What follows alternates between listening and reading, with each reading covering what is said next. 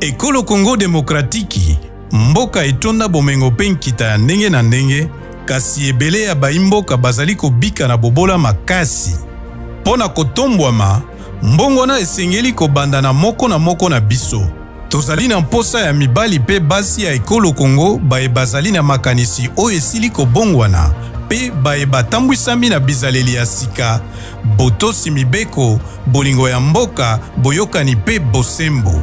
Na yango, kobanda sanza ya libwa koto mibale, tuku mibale na mine, CICM ezali kobanda milulu ya bolamusi makanisi. Milulu miango, misalemi pona baimboka Ekolo Congo Démocratique banso, mibali pe basi lokola bino, oyo baponami bantoma ya bizaleli. Tobongo la makanisi na biso, tobongwa na sikoyo.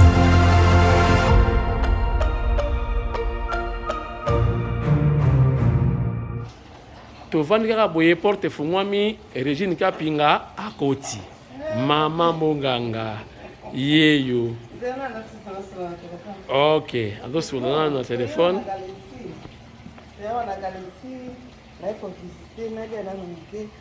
Avant la aéroport.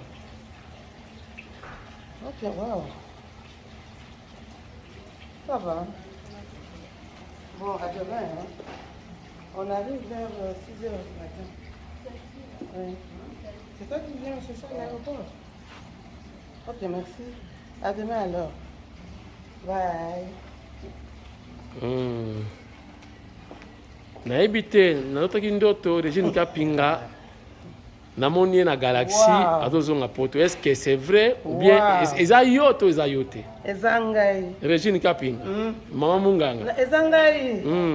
Na komo ozonga donc poto ebandi kaka sikoyo o bilembo penza ya Fati Beton. Uzaka ba service nake pa biso wa. Ouais. On est à Bloc à Kolia. Bloc à Kolia, donc ils ont kuna damage na damage. En tout cas, c'est waouh. C'est magnifique. En tout cas, rien à dire. Ça, c'est Bilembo ya Fati. Na Kamwe. Misala ya maison militaire. Misala ya maison militaire ya commandant. Général Bamunda. Général Bamunda, félicitations. Franck, félicitations. Dengue nazo mone la. Oh, verre, il faut être la cristal. Cristallisé, hein, va faire cristallisé.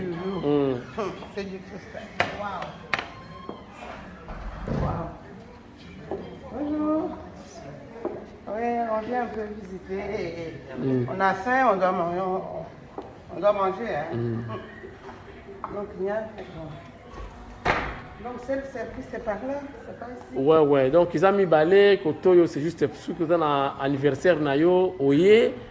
En tout cas, j'ai faim. Je dois quand même manger. Qu'est-ce qu'il y a comme apéro ici? Oui, bah, tout ce qu'il a eu menu, non? Il y a mon côté là, ça la choix. Oui, mais je peux prendre un apéro avant de manger. Baza wana oso wana bango e osala choix na yo osala demande na yo et on a la servi. Wow, Fati Beton. Ce qui m'a cambié bien, c'est Tolobi. OK. Il faut qu'on connaisse ça. Il ne faut pas tout le temps critiquer. Non. Quand il y a du bon. Faut kozala ya nani Faut kozala ya nani, cher internaute. Ngetemene yo, ngetemene soit.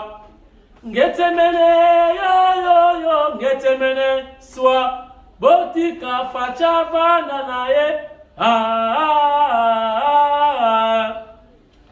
Botika facha zwa mo pepe. Cher internaute, bienvenue. Louise Kambote, boya malamu na émission ya lelo. Ezali bongo PK News. Papi Kamwasi, télévision 4x4 tout terrain. Au bouiri fouiri, au koufouiri koutolokeri. Ici c'est Fati ou rien. oboyi na yo zwa javel sangisana nido omeli lamba lia tokoya matanga zwa javel otie sukali obakisi na nido omeli tokoya matanga lamba lia tokoya. Victoire diplomatique. Chers internautes, mieux vaut tard que jamais. Chers internautes, chef de l'État a arraché poste. Il y a des fois dans les Nations Unies.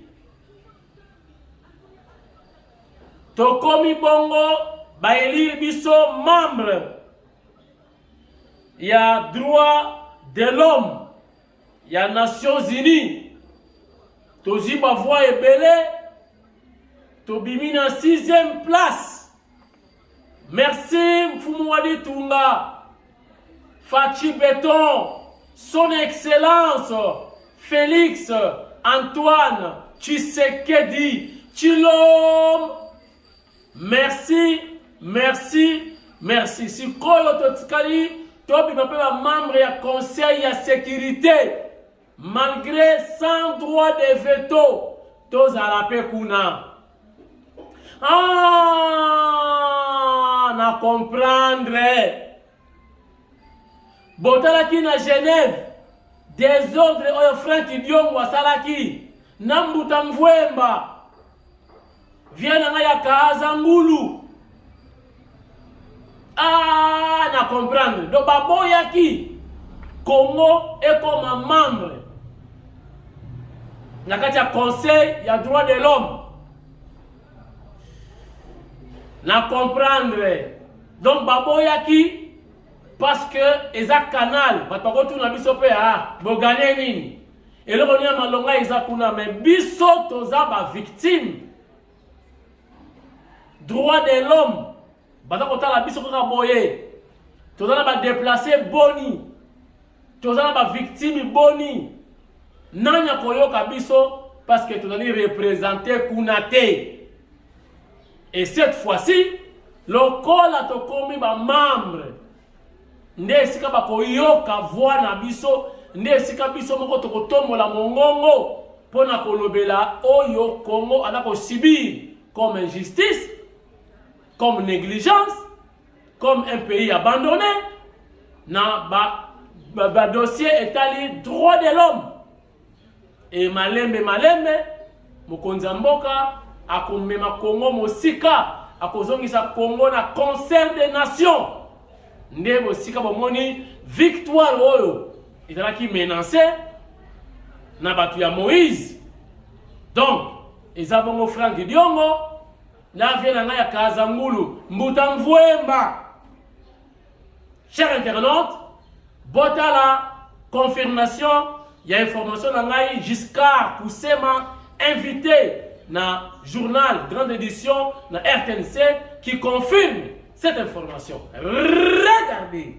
Et cette bonne nouvelle pour la RDC qui vient d'être élu membre du Conseil des droits de l'homme des Nations Unies pour un mandat de 2 ans à la 6e place. Dans ce journal, nous aurons un invité. Il s'agit de Giscard Kusema, directeur adjoint de la presse présidentielle, à qui je dis bonsoir. Bonsoir madame. Une bonne nouvelle pour la RDC. Lors de son dernier discours à l'Assemblée générale de l'ONU, le président de la République avait démontré l'importance de la RDC d'occuper justement ce siège. Est-ce qu'on peut dire que la diplomatie agissant du président de la République a porté ses fruits? Le résultat du vote qui s'est déroulé à l'Assemblée générale des Nations Unies est la consécration justement de ces combats que le président de la République a menés dans les couloirs des Nations Unies à New York. Un combat qui avait commencé au plan continental. On se rappellera que la candidature de la République démocratique du Congo avait d'abord été validée au niveau sous-régional avant qu'elle ne soit entérinée par l'Union africaine. Et puis ce résultat qui vient consacrer justement le respect et de la République démocratique du Congo qui retrouve sa place au sein des Nations Unies. Donc c'est une grande victoire politique et diplomatique à la fois pour le président de la République Félix-Antoine Tshisekedi Tshilombo. Et aujourd'hui, donc en ce moment d'ailleurs, notre mission permanente aux Nations Unies est en fait avec toutes les autres missions permanentes autour de Madame Thérèse Kayikwamba, autour de l'ambassadeur Zenom au Congo pour fêter justement cette victoire parce que beaucoup pensaient que la RDC n'y arriverait pas. Les résultats est sans appel en termes de pourcentage, c'est 94%. Oui, justement, élu avec 172% sur 190, comme nouveau membre du Conseil des droits humains, est-ce que la RDC, à ce poste, aura un droit de veto ou bien ça serait un simple observateur? Non, le Conseil des droits de l'homme des Nations Unies n'est pas le Conseil de sécurité. C'est une instance créée en 2006 dans le but de renforcer la promotion et la protection des droits de l'homme dans le monde. Sa mission est de pouvoir traiter les situations de violations des droits de l'homme et de formuler des recommandations à ces sujets. Son siège se trouve à Genève. On se rappellera qu'il y a 2 ans, le président de la République avait fait un discours historique qui lui a permis de dresser justement la situation des droits de l'homme et tous les efforts qu'il a entrepris depuis son avènement à la tête de la République démocratique du Congo. Et je crois que tous les États se sont souvenus de ce fait réel et factuel et qui se traduisent par ces votes au niveau de l'Assemblée générale, l'instance qui réunit tous les États du monde entier. Exactement, Giscard Koussema, quel sera le rôle principal de la RDC au sein de ce Conseil? Mais nous venons de le dire, c'est de pouvoir renforcer la promotion et la protection des droits de l'homme à travers le monde, et la République démocratique du Congo, aux côtés des autres 18 États qui viennent d'être élus aujourd'hui et de 47, qui est le total justement de tous ces États qui vont siéger à Genève, de pouvoir, chaque fois qu'il y a des situations de droits de l'homme à travers le monde, la RDC va donc siéger et donner des recommandations, formuler des recommandations à ces sujets. Voilà, vous avez un dernier mot? Oui, le dernier mot, c'est de dire qu'aujourd'hui, avec le président de la République, Félix-Antoine Tshisekedi Tshilombo, la RDC est en train de retrouver sa place. On rappelle tous les efforts entrepris par lui et tous les résultats qu'il a engagés. Aujourd'hui, au niveau de l'Union africaine, non seulement le chef de l'État lui-même a présidé cette institution, mais il y a aussi notre compatriote qui est au niveau de la plus grande structure de santé de l'Union africaine. Il y a d'autres Congolais un peu partout. Et aujourd'hui, la consécration de la RDC, ce n'est pas fini. Aujourd'hui, la RDC est en droit, maintenant, compte tenu de son rôle stratégique, de pouvoir poursuivre ses ambitions, parce qu'il y a encore un autre combat que le président va certainement porter, c'est sur la participation de la RDC parmi les deux membres africains qui devraient entrer au niveau du Conseil de sécurité. C'est là où justement il y a le droit de veto que vous aviez évoqué, mais c'est encore un combat, un processus, mais la RDC est en droit, est un candidat sérieux pour ce poste, pourquoi pas. Voilà, Giscard Koussema, merci. Je rappelle que vous êtes directeur adjoint de la presse présidentielle. Merci d'avoir accepté notre invitation et de commenter avec nous cette actualité. Merci, madame. Est-ce que Boyoki Sango Moïse, tango yemoko amoni déjà que eindi oyo asali ezalakate azako tonga piste ya atterrissage pe ya ba décollage ya ba avion oyo tozala ngana contrôle te boye bisanga nana kozala tour de contrôle. Nani apesi ye autorisation? Moïse. Nani apesi yo ndingisa ya kotonga aéroport na Congo? Yoko Moyuda Kongole nini azana makoki na ndingisa ya kotonga aéroport na Israël? Tango ayoki que azako risqué 7 à 10 ans de prison, na bombe la binote Moïse tout la mwisi kizaka na yebisa kiye Moïse oyo kabila te na kabila bokosola na Swahili na faci bokosola munoko nini faci akoloba na chiluba okoyoka te. Oh, tunasikilizana ndio, tunasikilizana hapana. Hapana ko? Hapana pena, hapana pala, hapana.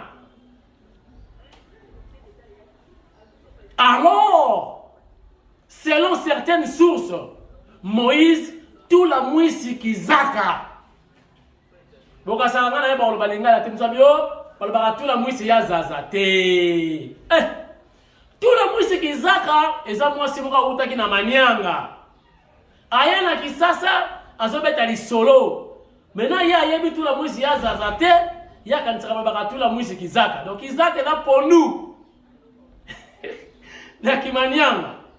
Donc yes quand on a le danger. Donc tout la mwisi kizaka parce qu'on a mis sur ba tout la gambe na baota. Oh ya uti wa. Yoka balani bena tout la mwisi kizaka. Donc Moïse tout la mwisi kizaka. Il y a haut niveau siko, il y a haut niveau. Mais à ce qui consigne, alors il a acquéri. Mais avant de défier l'État, il va travaux, on a écossi la caca, on a te, bakotonga aéroport, on a encore le colonel conseiller indépendant autoproclamé du chef de l'État, nanko sans ordonnance ni salaire. Il est à l'objet à cause de salaire nanko. Donc Moïse a défié l'État congolais. Namukouse na kolobake Moïse a défié Faci Béton. Alors bien aéroport là bakotonga ngo kaka nanko. Bon, biso t'occuper te to websala général Edi Kapende. A que le tonga banda kukuna bacha ba soda, il y a 22e légion militaire, région militaire. Comme ça, Bangé et il y a aussi cet aéroport, bakutana na ba élément, il y a FARDC. Police militaire, Oyo, et là au Kamama, na maboko, il y a général Edi Kapende. Chers internautes, alarme, mes abobeta. Après plusieurs tentatives, il y a déloger le secrétaire général Augustin Kabouya. Après plusieurs tentatives, je vous informe, Balobi, les 12 oyo. Donc, 2 jours avant de célébrer l'anniversaire, il y a Maréchal Mobutu sorti à Zalaki vivant. Le 14 octobre. Ah, bon, quand c'est le soir, Balobi les 12 oyo, bachala, malgré Motema ya Sphinx, Maman Marthe Kassalu, a sangisaki bango, Balobi que non, ils ont qui premier soin. Balobi les 12 oyo, Augustin Kabouya akita amata, bako déloger. Yepi abanga kate, aïe sakajara bango ke, na mobali, bien wana mibali. Tango boyawa, boya okuta ba fiancé na minote, boya mobala bango te. Boya okuta be banoko pe balaya bobongama. Na minute ba musuba olia mabende, ba musuba osala footing, ba musuba sonya ba sac ya ba semoule pona ko préparer. Ba musuba sombi ba sac ya makofa ya tuta mudisu baza ko bongama. Ninye koleka le 12 oyo. Eko simba, to eko simba te. Entre ta kuna CG Augustin Kabouya nzete ya mbila baza kokata eza kokola sans fin. Ah! Parti au pouvoir. Quel exemple! Quel exemple! Union sacrée, baza observer.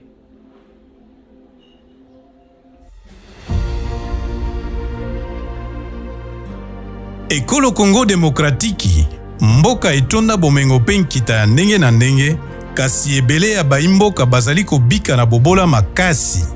Pona kotombwama, mbongwana esengeli kobanda na moko na biso.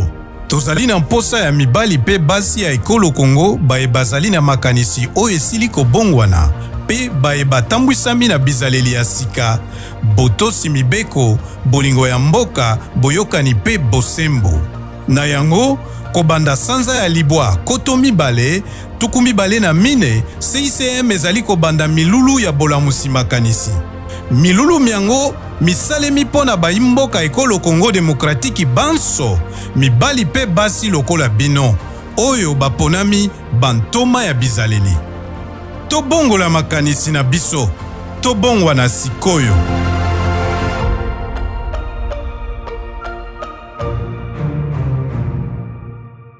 Cimetière ya Kintsuka. Cimetière ya Kintsuka na commune ya Mongafula sur instruction ya Daniel Mbumba, l'actuel gouverneur ya ville ya Kinshasa, apesi mitindo batonga marché moderne na cimetière ya Kintsuka. C'est dans les soucis ya ko éliminer ba marché comme un marché pirate. Oyo par-ci par-là, na se ya saute de mouton, baba bazote kama tembele, puis na mouton ke le kaboye ngai pembeni. C'est aussi un danger pour na vie ba mama wana. Balobi, balembi. Wenze ezalaki liboso na kati, ezalaki lupango ya batu, kolo wenze atomboka, ateka wenze na ye, l'État azana pasa kochapa mama te ba mama bina balabala, baza koteka ndunda, baza koteka tomate, baza koteka ndembi na balabala. Vina bango ezali en danger. Baluki esika, enfin, gouverneur ya ville aloyiba ke na cimetière ya Kintsuka. Écoutez-moi. Cimetière ya Kintsuka, je suis d'accord pour batu bakona vanda déjà na cimetière ya Kintsuka. Laissez-moi vous dire, na mibeko ya Congo ya biso mibeko likunzi elobi pona koboma cimetière tope koma batu bafanda, il faut moto ya suka oyo ya suka bakundi botie date asko kisa 50 ans sima boji cimetière bosali oyo bokoki kosala moto ya suka oyo bakundi ya suka fois ça la 50 ans. Sinon, tobenyango profanation. Donc, vous profanez, vous sabotez, vous bébissi, baïma koufi. Vous manquez de respect. Nous sommes des Bantous, des Africains. Et pendant que les morts ne sont pas morts. Et à part ça,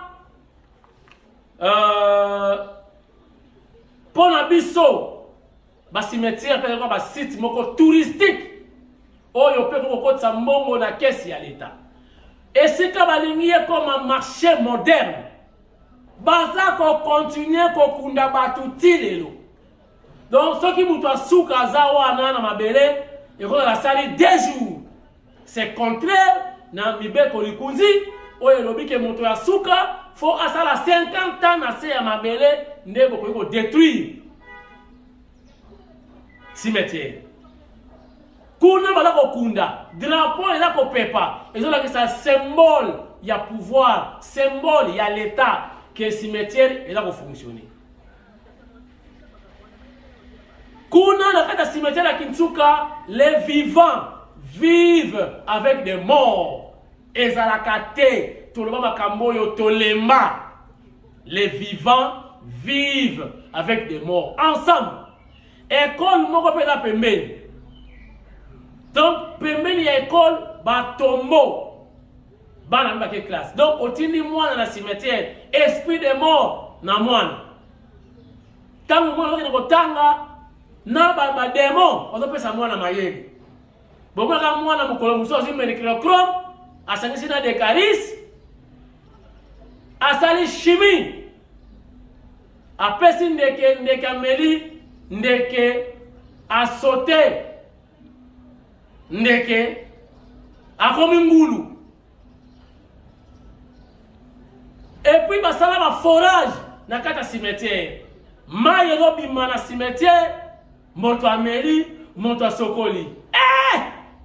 Yesu na cimetière ya Kintsuka. Tokola la dossier wana tokosala ba enquête bozala kali. Bakuluna, oyo bazalaki bakuluna, jadis ou hier, lelo bakomi bato ya motuya, nanzela, ya vision, ya chef de l'État, son excellence, Félix Antoine Tshisekedi Tshilombo, matérialisé par le général Kasongo Kabwik. Oyo, naza kobakisa ye na liste ya batu oyo bazosala ke Congo ezala. Natangela kibino Jules Alingete Kei. Natangela kabino Constant Mutamba. Natangela kabino na armée Général Frank Ntumba Boamunda. Saut de mouton. Léon a bakisi Général Kasongo Kabwik. Non. Bon, bakamata, mi balé, ba secteur nabino, et vous verrez, le chef de l'État va se reposer. Ceux qui vont konzambo kazali au four et au moulin, parce que mingi bado sala rien. Mingi bado sala rien. Donc, bon, on a la qualité, on a Constant Mutamba. Bako mata 5 peme na fachi. Général Kasongo Kabwik Bako mata 5 peme na fachi. Jules Alingete Kei Bako mata 5 peme na fachi. Sikoto sungisi na Général Frank Ntumba Boamunda Yakati saut de mouton. Fachi a peme kozama ya malili ya meli. Ceux qui bobengi la parole de votre correspondant. Tantôt Zifouiri, tantôt Zifouiri Moumassa, les chefs se reposent parce que les chefs ne dorment pas, les chefs se reposent. Mais ce qui est fatigué, téléphone là parce qu'ils travaillent tous les jours. Aza na voyage, à Kenya Zonga, aza ko luka ba solution pour Namboka, chers internautes. Changement de mentalité dans la campagne. Coup de chapeau, n'apôtre Jacques Kambala Tshilombo, l'homonyme du chef de l'État, son conseiller également. Coup de chapeau également, na Bibiche Mwikanson, mwana ya mwasi elongi ya fachi, mwana ya mwasi beauté ya béton. Naïm Sakabino Makamwana Boko Tate, et ça Makabafan. Chers internautes, Bomoni Yao, Fachi ou rien. Oboy Nayo, Salamokin Nayo. Bota la vidéo. Il y a Misala, il y a Général Kasongo Kabwik, Bachege, Bakuluna, Bakomitil. La société binone teme. Regardez. Jusqu'où compte aller le service national qui, pour arrêter ce service rattaché à la présidence de la République et ses bâtisseurs de la nation, déterminés à contribuer au développement du pays et qu'on retrouve désormais sur tous les fronts.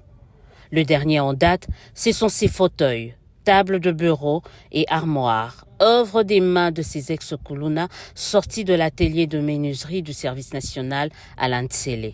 Elles sont destinées aux communes de la ville-province de Kinshasa. C'est une première, une dotation historique, affirme le commandant de ce service. Un geste qui se veut une réponse à l'instruction du commandant suprême, renchérit le général-major Jean-Pierre Kasongo Kabwik. À la suite de ces instructions du chef de l'État et commandant suprême, le service national remet ses jours. Un lot de meubles de bureau entre les mains de son Excellence, Monsieur le Vice-Premier ministre, ministre de l'Intérieur, Sécurité, Décentralisation et Affaires coutumières, pour qu'il le remette à son tour au bourgmestre des communes de la ville-province de Kinshasa.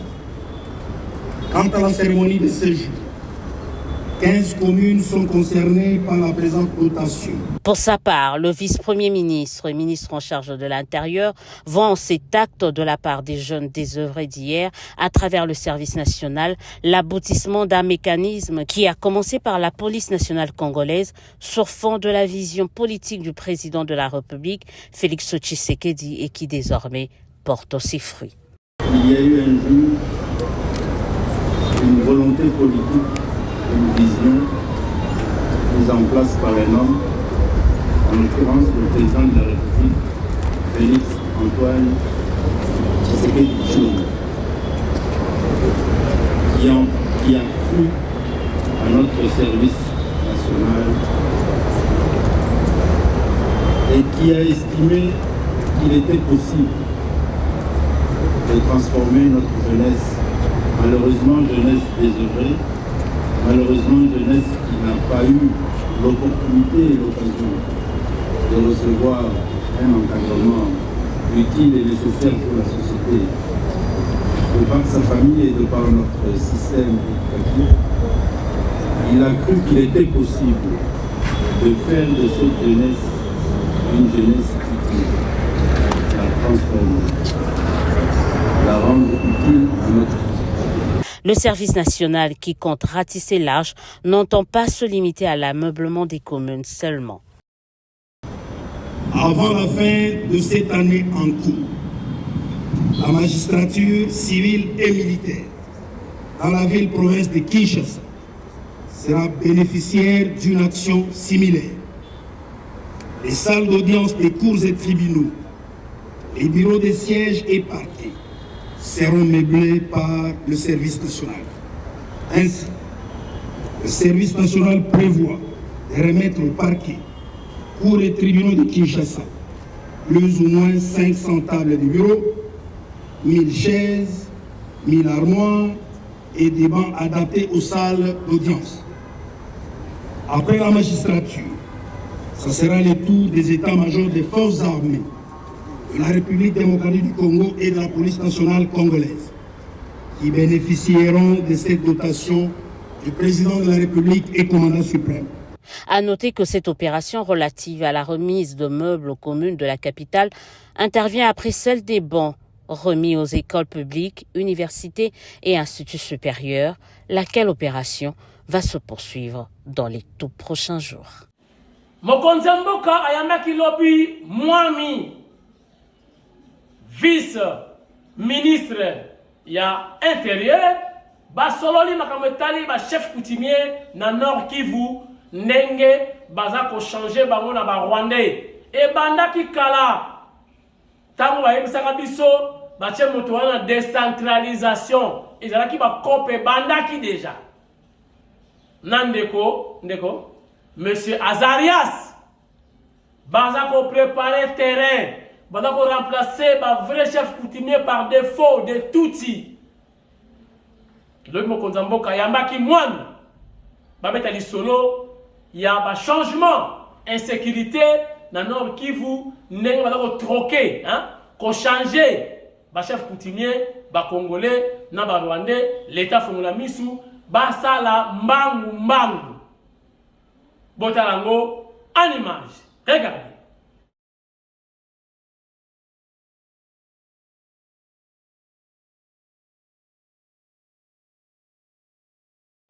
Mobondo eza kosila te, mobondo eza kosila te, ba mobondo na kwa mutu ba signaki FRDC na bénédiction ya président de la République, balakisaki biceps, balakisaki force, babimisaki muscle, na bombela bino te, ba mobondo tout la mwisi kizaka bakangi 10. Na ba arme, na ba munition. Boya bake l'état lembaka te. Bino bokosila l'état kozala kaka. Bofongola matoyi, boyoka. Oya linga vivre, abenda. Oya linga mona Yesu Christ a continué. Mokonzi Yesu akoyamba ye. Akopesa ye kiti afana. Etali biso a bon attendeur.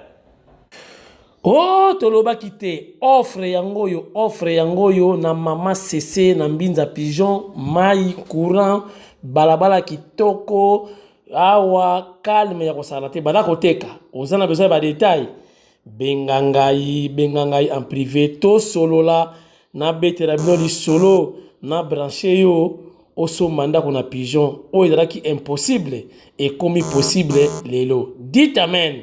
Benganga tosolola kopi yango. Ciao.